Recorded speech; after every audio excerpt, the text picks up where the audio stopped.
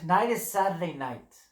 Every Saturday night on my channel here on YouTube, I play to you songs on my keyboard and I also sing to you. I refer to this activity as the Milava Dimalka. Now, those of you who are unfamiliar with this term must be wondering, what does Milava Dimalka mean? Tonight I will explain. Jews from around the world, as they usher in the Sabbath, they get dressed in fine clothing. And ushering in the Sabbath, the activity of ushering in the Sabbath, which is done on Friday night, is referred to as ushering in the Sabbath Queen. Now you must be wondering, Sabbath Queen? Do you actually see a queen come to visit you? No queens actually show their presence, but that kind of unity with God over Sabbath is referred to as ushering in the Queen and being in unity with the Queen over the Sabbath. And as Sabbath leaves, that is also referred to as the Queen leaving us. That's the way it is referred to in Jewish terminology. Now again, you must be wondering, the Queen leaving you shouldn't be a joyous occasion. It should be seen as something which should cause despondency. Queen leaving? I'll be pretty upset if I had to not be in the presence of the Queen. So why do we celebrate? The answer is that we celebrate in order to bring that joy which we felt over the Sabbath. We want to bring it with us throughout the week. That's why we celebrate. Okay, now let me tell you what I'm going to do today as part of the activity of the Milava Dimalka. I'm going to sing to you a song which is in Exodus chapter 14, verse number 14 again. And then I'm going to carry on with another verse which is part of this song, which is in chapter 15, verse 16. This song is sung by the Jewish singer Avraham Fried. It's about 30 years old, roughly. Okay, with that out of the way, allow me to now tell you a little bit about the story that happened in this particular passage in the Bible. It's not just a song tonight, it's also a little bit of a story about what happened and how and what this song is actually telling us. Chapter 14, verse 10. And Pharaoh was coming nearer to the Jewish camp. And behold, the Jewish people raised their eyes. And they saw, and behold, the Egyptians were traveling behind them. And they were very fearful. And they yelled to God. And they said, whilst turning to Moses, Moses, are there not enough caves? Are there not enough graveyards in Egypt? You had to take us out of Egypt into the desert. What did you do to us? Why did you take us out of Egypt? Isn't this what we told you? Let us remain subservient to the Egyptians rather than being brought to this desert and dying in this desert. And Moses said to the Jewish people, do not fear. Stand strong.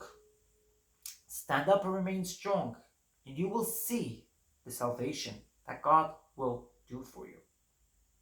For as you see, whilst you're gazing upon the Egyptians today, you will never see them again, ever again.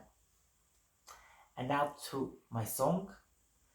God will fight for you and you will remain silent. And I'm going to sing it in Hebrew. Adonai yilachem lachem, yatem tacharishun. Adonai yilachem lachem, yatem tacharishun. Those are two different Jewish dialects, by the way.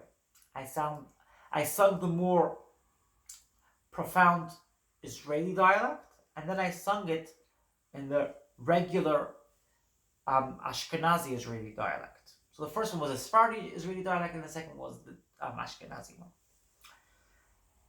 And then I'm just going to carry the legs first, and then I'm going to also tell you the continuance of the song. And then God turned to Moses, and he says, "Why are you yelling towards me? Tell the Jewish people that it's time for them to just move, to just go." And now to the final verse in chapter 15, verse 6. Chapter 15, verse 16. Tipol aleim mimoso v'fachad, gdol zeroyacha yitnu koven. It will be fall upon them, fear and aghast, and with the large arm of God, they will remain as silent as a stone, and God will fight for them.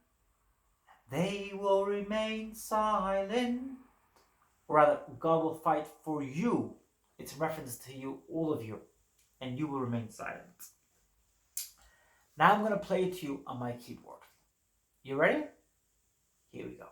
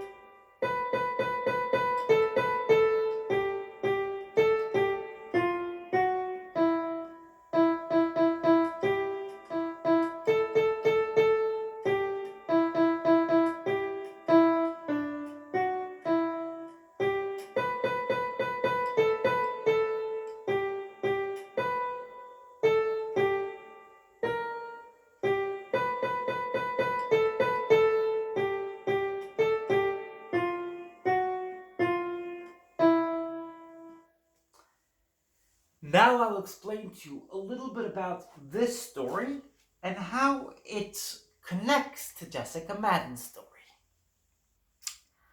I shall explain. The Jewish people were in a state of fear, anxiety, aghast. They were very, very fearful. They had just escaped the captors, and it wasn't turning out very well. They had just been let out of Egypt, and the Egyptians were once again on their tail. They were very, very scared. They turned to Moses, and Moses says, what do you think you're supposed to do right now? Pray, just pray, and remain silent, and don't act at all. Just pray and you'll be fine. And then God turns to Moses and he says, don't just pray. Act. Do the act and believe that you are already in that paradigm. Believe, feel, and make it as if you are already in that paradigm. If you've been following my YouTube channel for the past few months, especially in the summer, you would probably have seen that I mentioned Neville Goddard's approach to manifesting abundance. How do you manifest abundance? Of course, you do it through prayer, but you also do it by literally living in that paradigm. Imagine yourself already there. And that is what God is telling us in this passage. Imagine that you are already away from the Egyptians and the Egyptians are gone. They are dead. They are like that stone right now. They're gone. Imagine your oppressors already gone. You want to create and manifest abundance in your life? Picture yourself with abundance. Now, you might be wondering right now, Jessica, I don't understand what's going on here. I don't get it. Jessica, you said the law of attraction doesn't always work. We need to be happy in the moment. And if something unpleasant happens, then we have to see the good in that as well. How does this work out with that teaching which you told us on Thursday, Jessica? I shall explain. I'm going to explain it with a little story. I was listening to a video, rather I was watching a video of my amazing YouTube teacher, Matt Kahn. Matt Kahn said that he used to receive a letter in the mail for his credit card bill. And every time that credit card bill, he went into a frenzy. Every time that credit card bill came, he went into a frenzy.